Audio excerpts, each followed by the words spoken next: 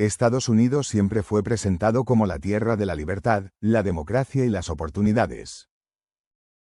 Un país donde las diferencias se resolvían en las urnas, no en las calles. Pero en los últimos años, algo cambió profundamente. Hoy, millones de estadounidenses ya no ven a sus vecinos como adversarios, sino como enemigos. Las conversaciones se convirtieron en guerras, las opiniones en insultos, y la política en una especie de religión. Y todo el mundo se pregunta lo mismo: ¿en qué momento el país más poderoso del mundo se rompió por dentro? La historia de esta división no empieza con Trump, pero él fue la chispa que encendió el fuego. Antes de 2016, ya había señales de fractura. La economía se estaba polarizando, los medios se estaban volviendo tribales, y las redes sociales comenzaban a recompensar el odio. Trump no inventó el caos. Lo entendió mejor que nadie. Supo hablarle a una parte del país que se sentía olvidada, burlada y traicionada por las élites.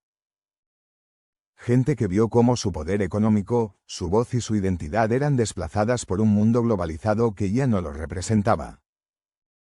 Mientras tanto, el otro medio país lo veía como una amenaza existencial, un peligro para la democracia, un villano que debía ser detenido a toda costa. Así, Estados Unidos dejó de ser un país dividido entre partidos, para convertirse en un país dividido entre realidades completamente distintas. Ya no se trataba solo de política, sino de percepción. Para unos, los medios tradicionales eran mentirosos; para otros, las redes estaban llenas de desinformación. Cada grupo empezó a vivir en su propio universo de noticias, de valores y de verdades.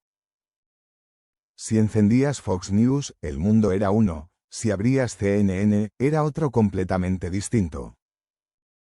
Y en ese terreno de confusión y emociones, Trump se movía como pez en el agua. Porque Trump entendió algo que los políticos tradicionales nunca comprendieron: en la era digital, la verdad importa menos que la narrativa. Lo importante no es convencerte, sino hacerte sentir parte de algo. Y millones se sintieron parte de su causa, la de recuperar América. No importaba si los hechos lo contradecían, lo que importaba era la emoción, el sentimiento de lucha contra un enemigo común: los medios, las élites, los progresistas, los inmigrantes, cualquiera que simbolizara el otro lado. El resultado fue devastador. En solo unos años, familias dejaron de hablarse por política, amistades se rompieron, y los foros, redes y programas de TV se convirtieron en campos de batalla ideológica. Ya no había matices, solo bandos. Si no estabas conmigo, estabas contra mí. Y mientras todos peleaban por quién tenía razón, el país se desangraba lentamente. Las escuelas públicas se vaciaban, los hospitales colapsaban, las ciudades se volvían más violentas, y la confianza en las instituciones caía al nivel más bajo de la historia. En lugar de un debate, había una guerra cultural. En lugar de soluciones, había gritos. Pero lo más inquietante no es la división, es lo que la alimenta. Los algoritmos de las redes sociales descubrieron que la indignación genera más clics que la empatía. Y si la rabia da dinero, el sistema te dará rabia las 24 horas. Así es como millones de estadounidenses viven atrapados en una burbuja diseñada para confirmar lo que ya piensan, odiar a los mismos enemigos y desconfiar de todo lo demás. No hay diálogo posible, porque el diálogo no genera ingresos. El país no se polariza solo, lo empujan a polarizarse. Trump fue un síntoma de ese proceso, no su origen. Su ascenso fue el resultado de una sociedad cansada, de una clase media en declive, de una juventud sin esperanza y de una élite desconectada. Lo que él hizo fue amplificarlo. Les dio voz a los resentidos, pero también una excusa para culpar a otros.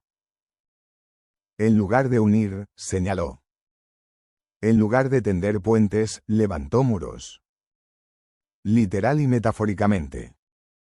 Y cuando dejó la Casa Blanca, muchos pensaron que con eso volvería la calma. Pero no fue así. La división ya no dependía de un solo hombre, sino de una mentalidad que había calado en todo el país. Hoy, incluso sin Trump en el poder, Estados Unidos sigue roto. Las discusiones sobre aborto, armas, inmigración o identidad de género ya no son debates políticos, son batallas morales. Cada tema se convierte en una guerra de nosotros contra ellos. Y lo más triste es que nadie parece querer ganar realmente, porque el conflicto ya se volvió adictivo. Los medios necesitan polarización para mantener audiencia. Los políticos la necesitan para movilizar votos. Las redes la necesitan para vender anuncios. La división, en cierto modo, se volvió un negocio. Entonces, ¿puede Estados Unidos volver a ser el mismo? Probablemente no. No después de ver a ciudadanos atacando el Capitolio en 2021, convencidos de que estaban salvando la democracia mientras la destruían.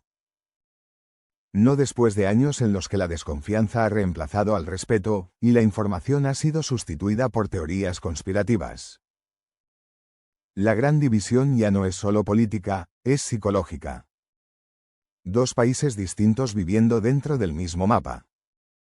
Uno urbano, multicultural, conectado con el mundo. Otro rural, tradicional, enfocado en la nación. Dos visiones del futuro que simplemente no encajan entre sí. Y sin una visión común, no hay nación que pueda sostenerse. Pero tal vez, en medio de todo este caos, haya una lección. Tal vez Estados Unidos esté viviendo una crisis de identidad, una especie de reinicio forzado. Un recordatorio de que la libertad sin empatía se convierte en egoísmo, y la opinión sin diálogo se convierte en ruido. Quizás esta fractura no sea el final, sino una oportunidad para entender qué significa realmente ser americano en el siglo XXI. Porque si algo caracteriza a Estados Unidos es su capacidad de reinventarse. De reconstruirse después de cada crisis. Pero esta vez, el reto no está en la economía ni en las guerras externas. Está en la mente y el corazón de su gente. En volver a creer que, pese a las diferencias, todavía pueden construir algo juntos. El problema es que, para lograrlo, tendrían que escuchar al otro lado. Y hoy, en la era del ruido, escuchar se volvió lo más difícil. Por eso, cuando decimos que Estados Unidos nunca volverá a ser el mismo, tal vez no sea una amenaza, sino una verdad inevitable. El país que una vez fue el símbolo de unidad y libertad ahora enfrenta su prueba más dura, sobrevivir a sí mismo. Y quizás, si logra hacerlo, si logra entender que la fuerza no está en tener razón, sino en convivir con quien piensa distinto, entonces todavía habrá esperanza. Pero si no, si el odio y el miedo siguen guiando el discurso, el país más poderoso del mundo podría seguir cayendo, no por enemigos externos, sino por algo mucho más simple, su propia división. Porque al final, ningún imperio cae por falta de poder. Cae cuando olvida quién es. Y hoy, Estados Unidos parece haberlo olvidado.